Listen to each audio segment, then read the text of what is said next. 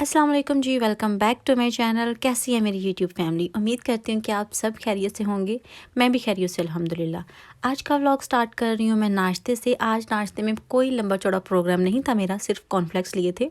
और पहले मैंने दूध इसलिए डाला है, वैसे तो कॉर्नफ्लेक्स ही डालने होते हैं, लेकिन ये है कि पहले इनको गर्म करना पड़ता है, मिल्क को थोड़ा वार्म करना है क्योंकि सर्दी है और ठंडा दूध लेना तो वैसे ही कप कपितारी हो जाती है, तो इसलिए मैं थोड़ा सा वार्म कर लेती हूँ। और वैसे भी हसन अगर समर में भी लेना मिल्क के साथ कॉर्नफ्लेक्स तो उसको वार्म ही अच्छे लगते हैं, उसने ठंडा दूध जो है ना कभी लाइक नहीं किया, तो इसलिए उसको तो वार्म करके देना ही होता है। मैं और हस्बैंड भी फिर वार्म ही कर लेते हैं, मुझे भी ठंडे से ना थोड़ा डर ही लगता है।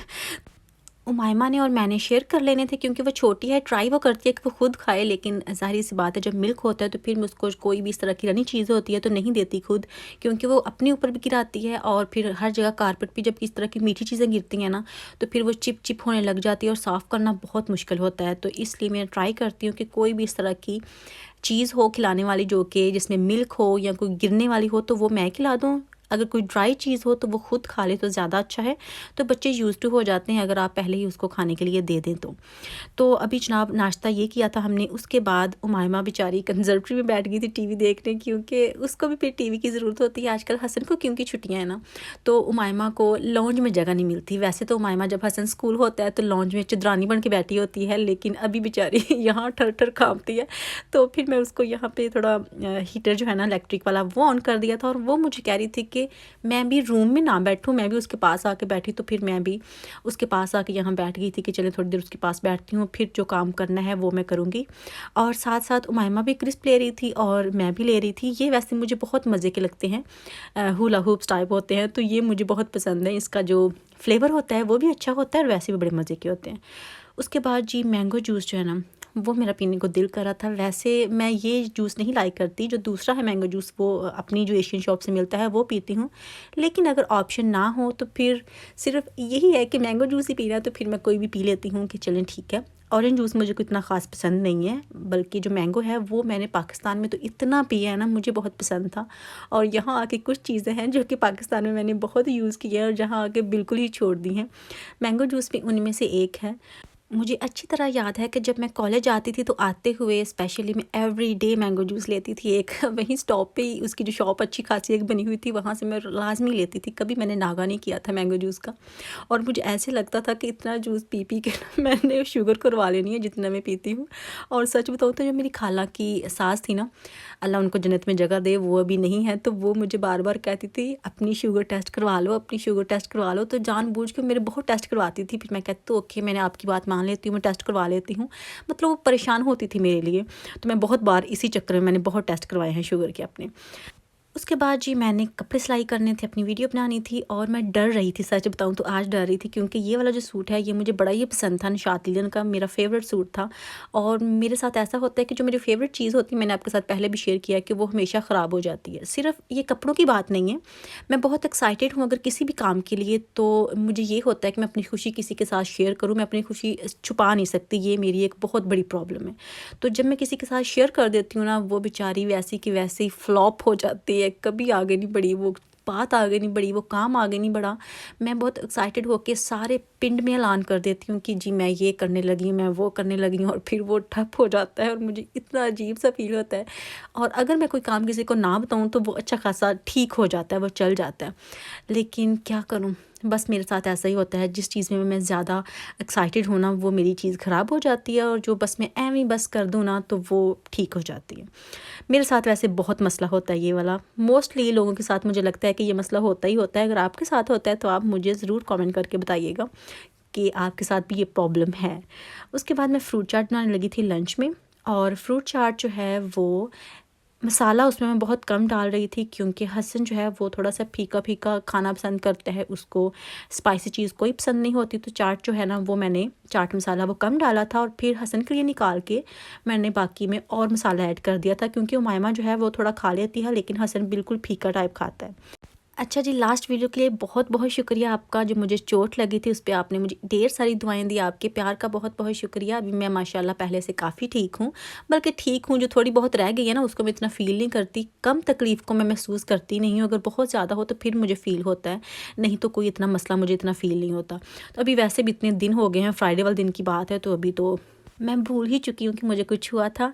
उसके बाद जनाब हम B&Q पे गए थे, वो इसलिए क्योंकि लाइट्स जो है ना वो चेंज करने वाली हैं, स्पेशली लाउंज की भी, क्योंकि हसन को छुट्टियाँ हो गई हैं और सर्दी की वजह से अंधेरा बहुत ज़्यादा हो जाता है और जो हमारे रूम की लाइट्स हैं ना वो इतनी अंधी है ना, डिम लाइट्स है ना कि उनकी रोशनी में कुछ भी नज़र नहीं आता। तो बच्चा बेचारा सारा दिन अपनी नज़र लगा लगा के पता नहीं क्या करता रहता है, कभी कुछ लिखता है, कभी कुछ बनाता है। तो फिर बहुत होता है कि लाइट्स जो है ना वो चेंज कर लेते हैं। लेकिन सच बताऊँ तो मुझे कोई ख़ास लाइट मिली नहीं है जो वॉल वाली होती हैं। तो फिर ट्राई कर रही थी कि मुझे कोई पसंद की मिल जाए, बस ये था कि पसंद की नहीं थी। ये था कि अगर पसंद की चीज़ ना हो तो सिर्फ ज़रूरत के लिए जो आपको चाहिए हो वो लेनी हो। तो इस तरह का मेरा दिल था। हस्बैंड कह रहे थे कि नहीं, अगर तुमने ऐसी लेनी है ना तो कोई फ़ायदा नहीं है, क्योंकि फिर तुम कल को कहोगी कि नहीं ये मुझे पसंद नहीं है, अभी मैंने और लेनी है। तो एक ही बार पैसे स्पेंड करते हैं, देख लेते हैं किसी और जगह पे भी, अगर वहाँ से अच्छी लग गई तो वो ले लेंगे। मसला ये था कि जो मुझे पसंद आ रही थी वो फिर कवर वाली थी। कवर वाली लाइट्स नहीं लेनी थी, जो सिर्फ खुली लाइट होती है ना वो मुझे चाहिए थी कि वो लेती हूँ। खुली लाइट्स भी इसलिए क्योंकि उसकी रोशनी ज़्यादा होती है, तो डिम लाइट नहीं आएगी, मतलब उसको कवर कोई चीज़ नहीं करेगी तो उसकी रोशनी ज़्यादा फैलेगी रूम में। लेकिन वो कोई लाइट मुझे मिली ही नहीं है पसंद की। खैर उसके बाद हस्बैंड कह रहे थे अभी हम आए तो है ही, तुम TK Maxx पे कितनी देर हो गई है, नहीं आई, अगर कुछ लेना है तो ले लो, देख भी लो एक बार। तो आज खैर पहली बार ऐसा हुआ है कि मैंने TK Maxx से कोई चीज़ नहीं ली, ना अपने लिए और ना ही घर के लिए। पसंद मुझे कुछ आ रहा था लेकिन इतना ख़ास लिया नहीं कि मैं अभी ले लेके कहाँ रखूँ। जो चीज़ें मुझे पसंद आ रही थी उनका ये था कि वो ड्रॉज़ के ऊपर रखने वाली थी, जैसा कि कबर्ड्स के ऊपर, जैसा हमारा साइड बोर्ड है उसके ऊपर, या रेडिएटर कवर है उसके ऊपर। कुछ फ्रेम्स मुझे बहुत अच्छे लगे थे, लेकिन लिए मैंने इसलिए नहीं कि उमाइमा तोड़ देती है, हमें वो छुपा के रखनी पड़ती है चीज़ें। तो अभी मैं नहीं लूँगी, उमाइमा थोड़ी सी बड़ी हो जाए तो फिर इस तरह की चीज़ें लेके रखूँगी तो वो ज़्यादा प्यारी लगती हैं। तो इसलिए मैंने आज कुछ भी नहीं लिया। मुझे लगता है पहली बार ऐसा हुआ है कि मैं TK Maxx आई हूँ और कोई चीज़ लिए बगैर वापस चली गई हूँ। ये भी मुझे बहुत अच्छी लगी थी प्लेट, लेकिन ये भी मैंने नहीं ली कि उमाइमा ने लास्ट वाली तोड़ी थी तो अभी ये भी तोड़ देगी। उसके बाद हसन के कपड़े प्रेस किए, उमाइमा के किए, उनको मैं फ़ोल्ड करके उनकी जगह पे रख रही थी। और यहाँ ना मैं मज़े की आपको बात बताती हूँ, जब मैं कपड़े भी प्रेस कर रही थी तभी मैं इन्हीं सोचों में गुम थी। मुझे हर 1.25 साल बाद या 1.5 साल बाद ना इस तरह के दौरे पड़ने शुरू हो जाते हैं। मतलब ये कि मेरा पाकिस्तान जाने को बड़ा ही दिल करने लग जाता है।